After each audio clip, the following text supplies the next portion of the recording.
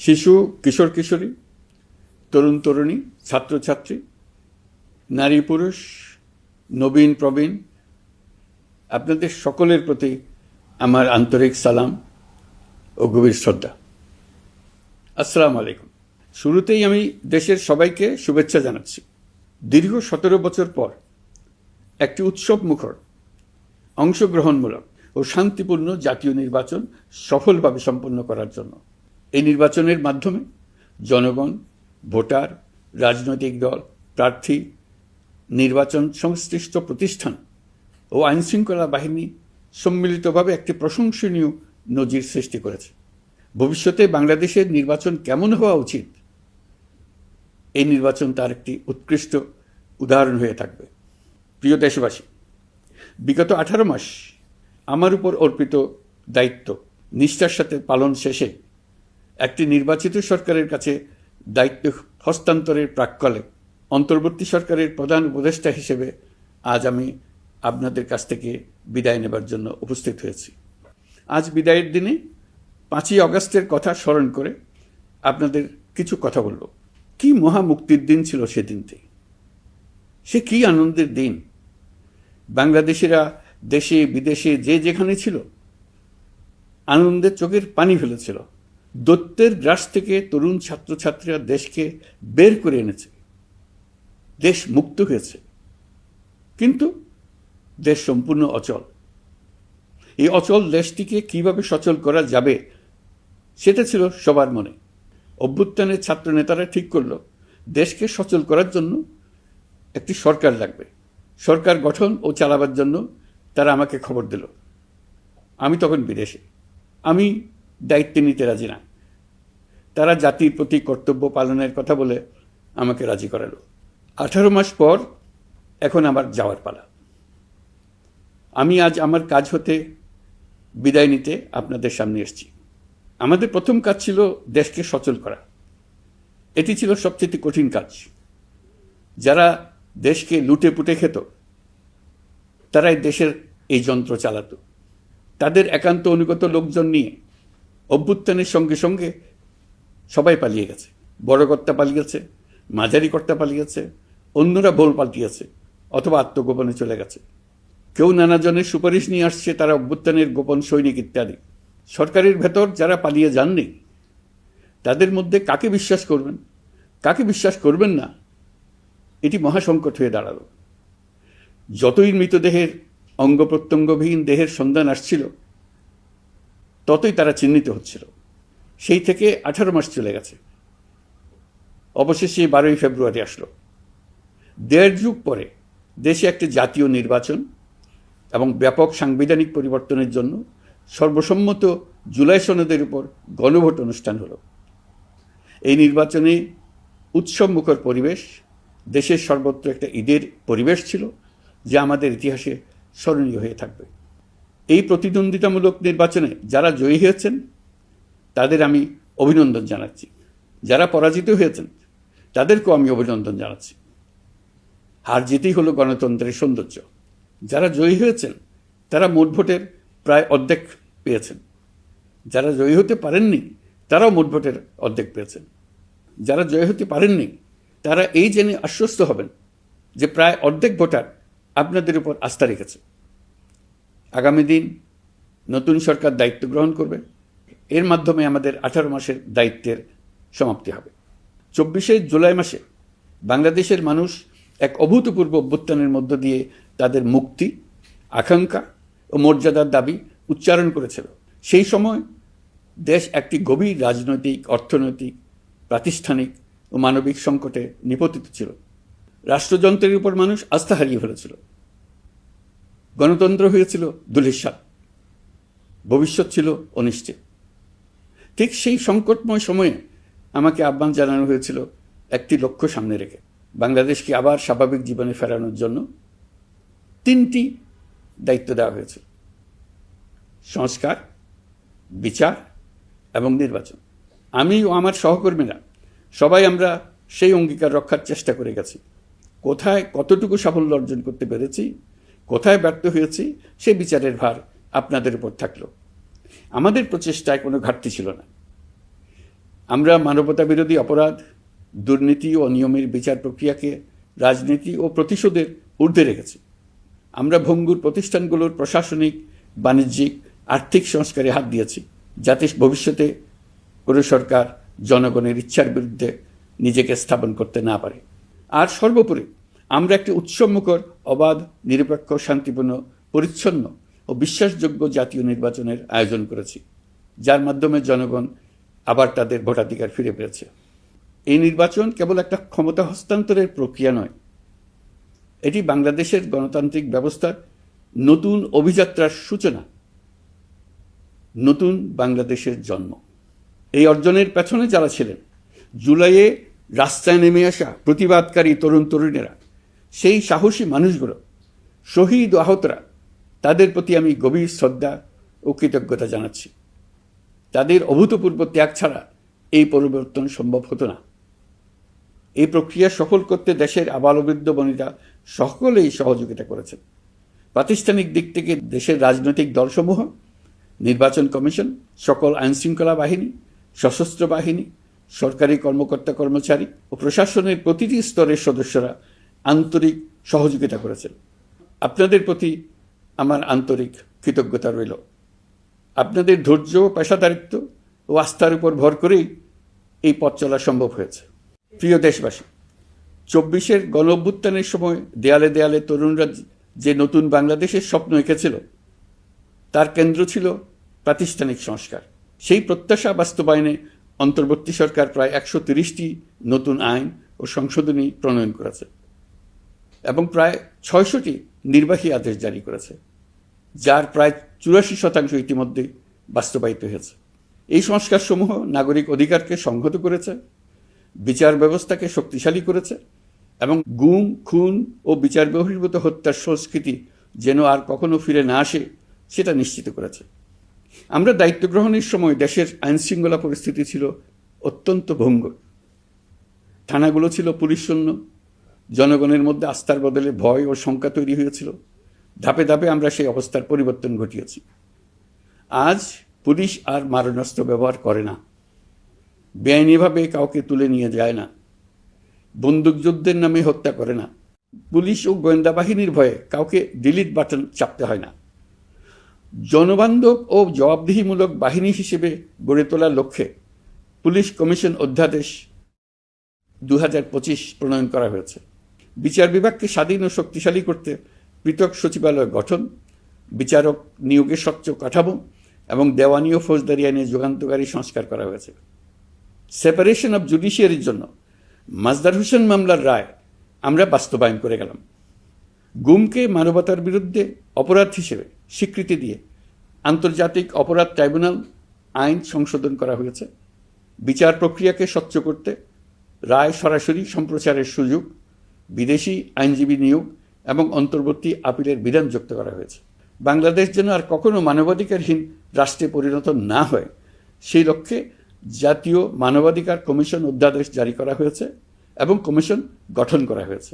প্রিয় দেশবাসী, একটি সমাজ তখনই উন্নত হয় যখন তার নারীরা নিরাপদ, সম্মানিত ও সমান অধিকারপ্রাপ্ত। উন্নয়ন তখনই টেকসই হয় যখন নারীরা সিদ্ধান্ত গ্রহণে, অর্থনীতিতে, শিক্ষায় ও নেতৃত্বে সমানভাবে অংশ নিতে পারেন। যে নতুন বাংলাদেশের স্বপ্ন আমরা দেখছি, নারীদের অগ্রযাত্রা ছাড়া তা গড়ে তোলা সম্ভব নয়। নারী ও শিশু সুরক্ষায় যৌন হয়রানি প্রতিরোধ অধ্যাদেশ, পারিবারিক সহিংসতা প্রতিরোধের অধ্যাদেশ এবং নারী ও শিশু নির্যাতন দমন আইন সংশোধন করা হয়েছে। নতুন এসব আইনের মাধ্যমে কর্মক্ষেত্রে ও শিক্ষা প্রতিষ্ঠানে নারীদের হয়রানি প্রতিরোধ ও সুরক্ষা নিশ্চিত করার পথ সুগম করা হয়েছে। প্রিয় দেশবাসী, অভ্যুত্থান পরবর্তী এক উত্তাল সময়ে দেশকে ধীরে ধীরে স্বাভাবিক ধারায় ফিরিয়ে আনতে আমাদের সশস্ত্র বাহিনীর সৈন্যরা যে ধৈর্য, পেশাদারিত্ব ও দায়িত্ববোধের পরিচয় দিয়েছেন, তার জন্য দেশবাসীর পক্ষ থেকে আমি তাদের প্রত্যেককে আন্তরিক ধন্যবাদ জানাচ্ছি। একই সঙ্গে বিশেষভাবে উল্লেখ করতে চাই, যখনই কোনো সংকটময় পরিস্থিতির উদ্ভব হয়েছে, তখনই দেশের রাজনৈতিক নেতৃত্ব আমাদের আহ্বানে তাৎক্ষণিকভাবে সাড়া দিয়েছেন এবং সহযোগিতার হাত বাড়িয়ে দিয়েছেন। এই পারস্পরিক দায়িত্ববোধ ও সংযমই দেশকে অস্থিরতার পথ থেকে স্থিতিশীলতার দিকে এগিয়ে নিতে সহায়ক হয়েছে। স্বৈরাচারের 16 বছরে এদেশের রাজনৈতিক নেতাকর্মীরা যে ভয়াবহ নিপীড়ন, মামলা হামলা, গুম ও হত্যার শিকার হয়েছেন, তা আমাদের জাতির জন্য এক গভীর বেদনাদায়ক শিক্ষা।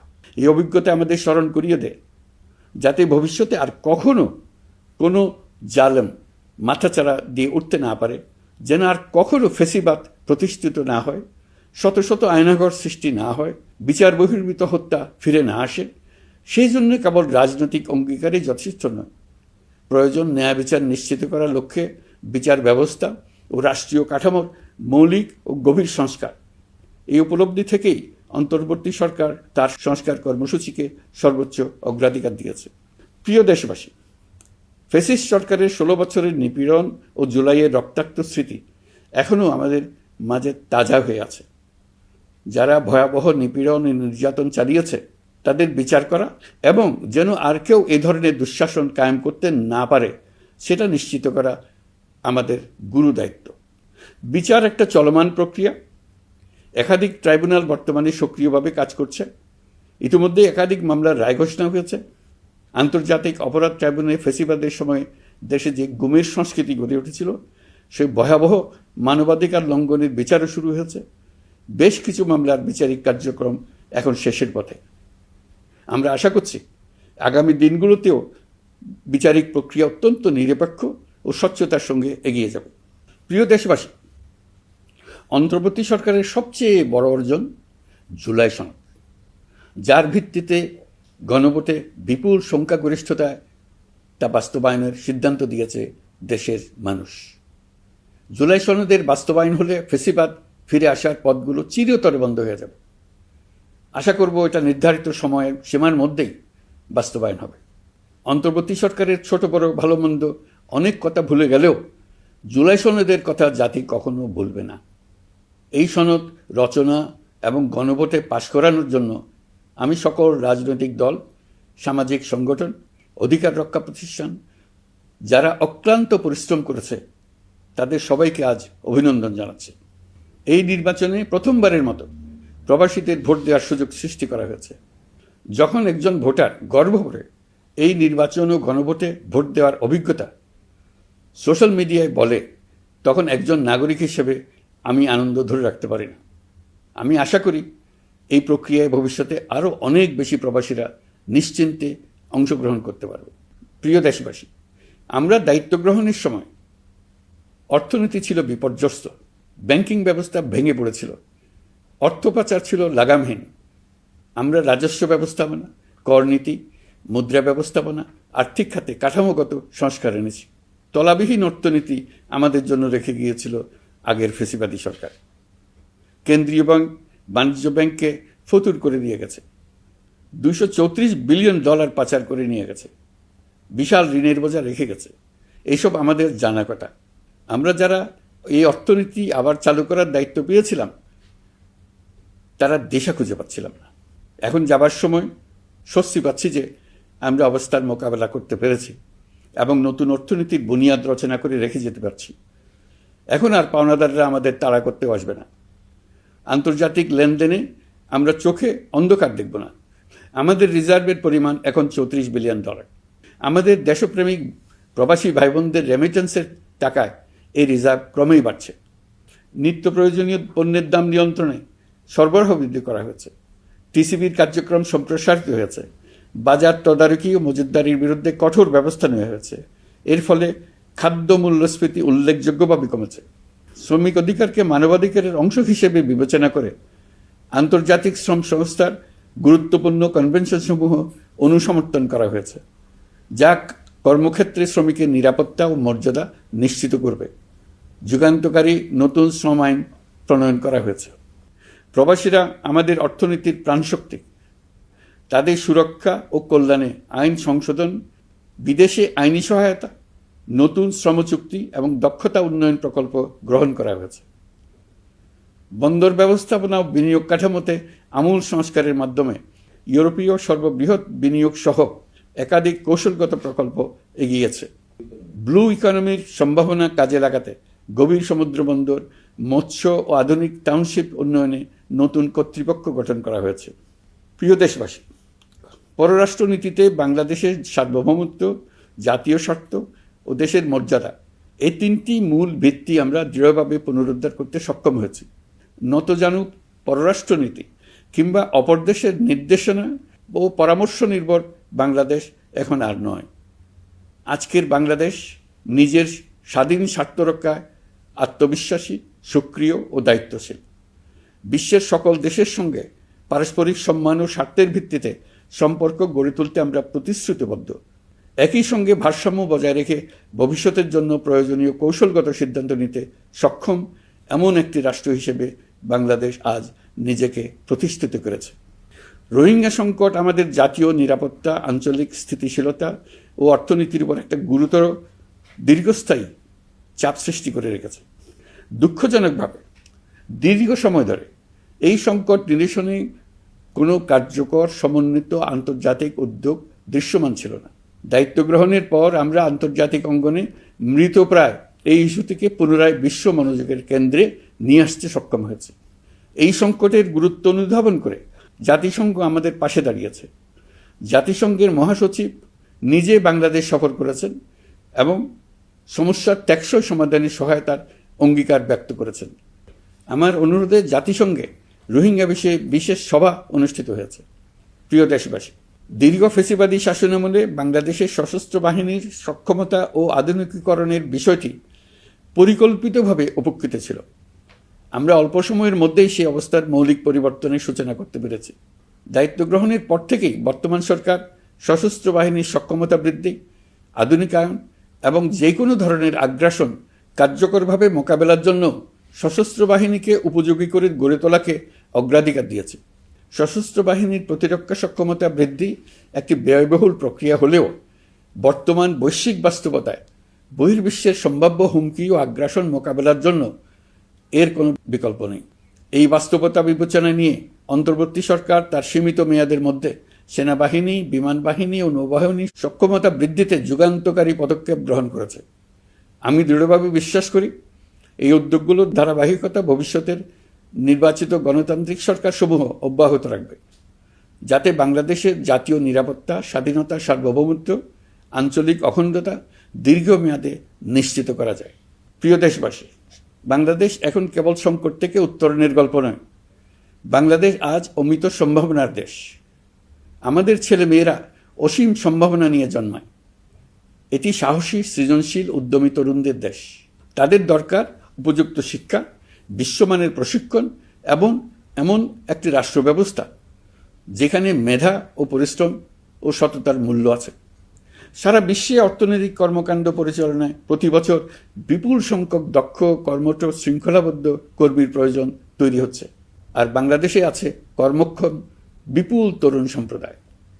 আমরা যদি এই বৈশ্বিক চাহিদা পূরণে উপযুক্ত পদক্ষেপ গ্রহণ করি, তাহলে জাপান, কোরিয়া, মধ্যপ্রাচ্য, ইউরোপ, উত্তর আমেরিকা সহ সবাই চাইবে বাংলাদেশের তরুণ তরুণীদের শ্রম, মেধা ও সৃজনশীলতা ব্যবহার করতে। আমরা হয়ে উঠতে পারি তাদের জন্য পছন্দের একটা নির্ভরযোগ্য, দক্ষ জনশক্তি সরবরাহকারী দেশ। আমাদের খোলা সমুদ্র কেবল ভৌগোলিক সীমারেখা নয়, এটি বাংলাদেশের জন্য বিশ্ব অর্থনীতির সঙ্গে যুক্ত হওয়ার উন্মুক্ত দরজা। নেপাল, ভুটান ও সেভেন সিস্টার্সকে নিয়ে এই অঞ্চলে অর্থনৈতিক সমৃদ্ধির বিশাল সম্ভাবনা রয়েছে। অর্থনৈতিক অঞ্চল, বাণিজ্যিক চুক্তি ও শুল্কমুক্ত বাজারে প্রবেশের সুযোগের মধ্য দিয়ে এই অঞ্চলে একটি বৈশ্বিক উৎপাদন কেন্দ্র হিসেবে গড়ে ওঠার শক্তিশালী ভিত্তি প্রতিষ্ঠিত হবে। আমাদের বন্দরগুলোর দক্ষতা আন্তর্জাতিক পর্যায়ে নেবার জন্য সেরা আন্তর্জাতিক বন্দর পরিচালনা কোম্পানির সঙ্গে চুক্তির কাজে আমরা অনেক এগিয়ে এসেছি। এর দক্ষতা বাড়াতে না পারলে আমরা অর্থনৈতিক অর্জনে পিছিয়ে যাব। প্রিয় দেশবাসী, সম্প্রতি বাংলাদেশের সঙ্গে যুক্তরাষ্ট্রের একটি গুরুত্বপূর্ণ দ্বিপাক্ষিক বাণিজ্য ও শুল্ক চুক্তি সম্পন্ন হয়েছে। এই চুক্তি কেবল একটি বাণিজ্যিক সুবিধা নয়, এটি বাংলাদেশের অর্থনীতি, কর্মসংস্থান, শিল্পায়ন এবং আন্তর্জাতিক কূটনৈতিক অবস্থানকে দীর্ঘমেয়াদে শক্তিশালী করার জন্য একটি কৌশলগত ভিত্তি হিসেবে কাজ করবে।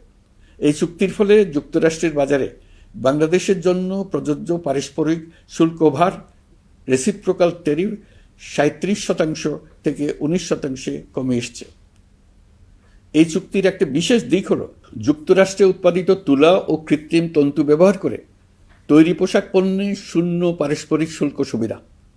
এটা একটা মস্ত বড় সুবিধা। এর মাধ্যমে যুক্তরাষ্ট্রের বাজারে শুল্ক সুবিধা পাওয়ায় বাংলাদেশি পোশাক আরও কম দামে যুক্তরাষ্ট্রে প্রবেশ করবে। যুক্তরাষ্ট্রের তুলা ব্যবহারের ফলে আমাদের সরবরাহ চেইন আরও বৈচিত্র্যময় ও স্থিতিশীল হবে।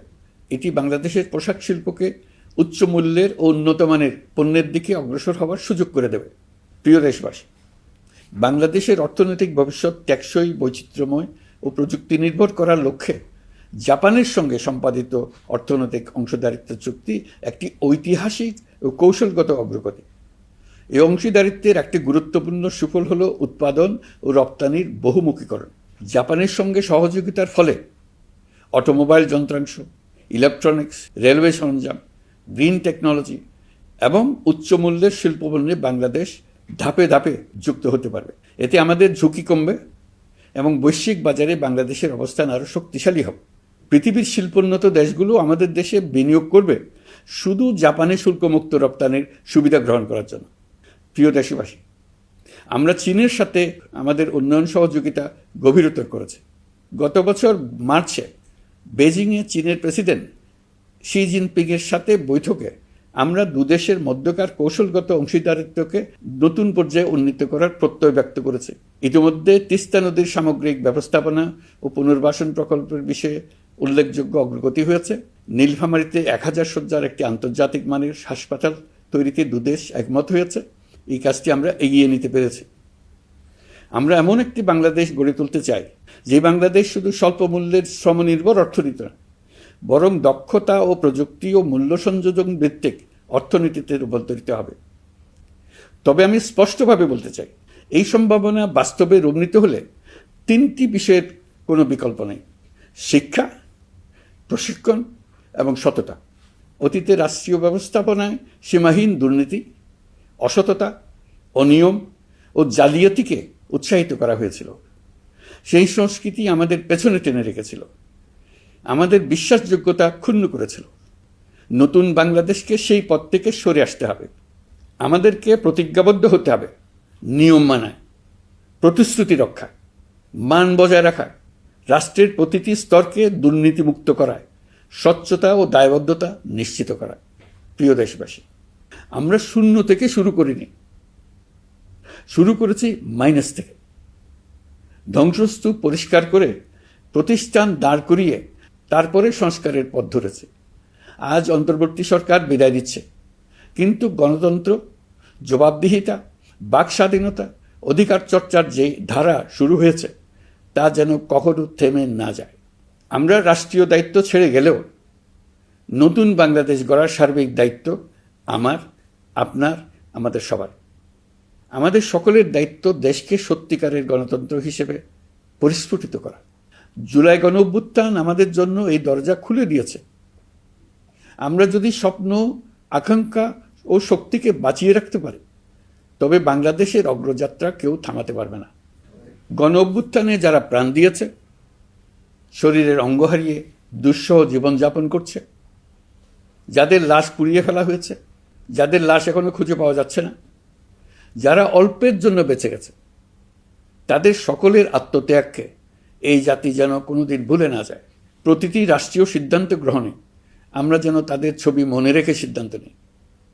আমাদের পরবর্তী প্রজন্মকে ক্ষমতাবানদের কিভাবে নিয়ন্ত্রণে রাখতে হয় সেই শিক্ষাটি যেন দিয়ে যেতে পারে। ক্ষমতাবানদের ক্ষমতা মানুষকে কীরকম মনুষ্যত্বহীন করে তুলতে পারে সেটা জাতির ইতিহাসে ধরে রাখার জন্য আমরা পলাতক প্রধানমন্ত্রীর বাসস্থান গণভবনকে জাতীয় জুলাই স্মৃতি জাদুঘর হিসেবে প্রতিষ্ঠিত করে রেখে যাচ্ছি। এখানে আপনাদের স্মৃতির বাস্তব নমুনা সংরক্ষণ করে রাখা হয়েছে। জাদুঘর যখন জনসাধারণের জন্য খুলে দেওয়া হবে, তখন আপনি যেখানেই থাকুন, দেশে থাকুন, বিদেশে থাকুন, আমি অনুরোধ করব আপনি সপরিবারে একবার এসে কিছুক্ষণ জাদুঘরে কাটিয়ে যাবেন। প্রিয় দেশবাসী, আসুন আমরা এমন একটি বাংলাদেশ গড়ি যেখানে সম্ভাবনা সীমাহীন আর স্বপ্নের কোনো সীমানা নেই। গত 18 মাসে ক্রমান্বয়ে এদেশের মানুষের মধ্যে গণতন্ত্র একটি কল্যাণমূলক শাসন ব্যবস্থা, বাক স্বাধীনতা, ক্ষমতাকে প্রশ্ন করতে পারা, সমালোচনা করতে পারা, জবাবদিহিতায় আনতে পারার যে চর্চা শুরু হলো, উৎসবমুখর পরিবেশে নির্বাচন আয়োজন করে জনগণের অধিকার নিশ্চিত হলো, এই ধারা যেন কোনো রকমেই হাতছাড়া হয়ে না যায়। আমি বিশ্বাস করি বাংলাদেশের আপামর জনসাধারণ এবং সকল রাজনৈতিক পক্ষ ইস্পাত কঠিন ঐক্যের মাধ্যমে এই ধারাকে আগামী দিনগুলোকে রক্ষা করবে, সমৃদ্ধ করবে। অধিকারের বিষয়ে, দেশের স্বাধীনতা সার্বভৌমত্বের বিষয়ে পরবর্তী প্রজন্মের জন্য একটি সুন্দর বাংলাদেশ গড়ে তোলার প্রত্যয়ে দৃঢ় থাকতে হবে। দলমত, ধর্ম, বর্ণ, নারী পুরুষ নির্বিশেষে সবাইকে আহ্বান জানাই একটি ন্যায়ভিত্তিক, মানবিক ও গণতান্ত্রিক বাংলাদেশ গড়ে তোলার সংগ্রাম অব্যাহত রাখতে। এই আহ্বান জানিয়েই আমি অত্যন্ত আশাবাদের সঙ্গে আজ আপনাদের কাছ থেকে বিদায় নিচ্ছি। দেশের শিশু, কিশোর কিশোরী, তরুণ তরুণী, ছাত্রছাত্রী, নারী পুরুষ, নবীন প্রবীণ, আমার দায়িত্ব থেকে বিদায় নেবার এই প্রাক্কালে আপনাদের সকলের প্রতি আন্তরিক ধন্যবাদ জানাচ্ছি। আমার জন্য দোয়া করবেন। মহান আল্লাহ আমাদের সকলের সহায় হন।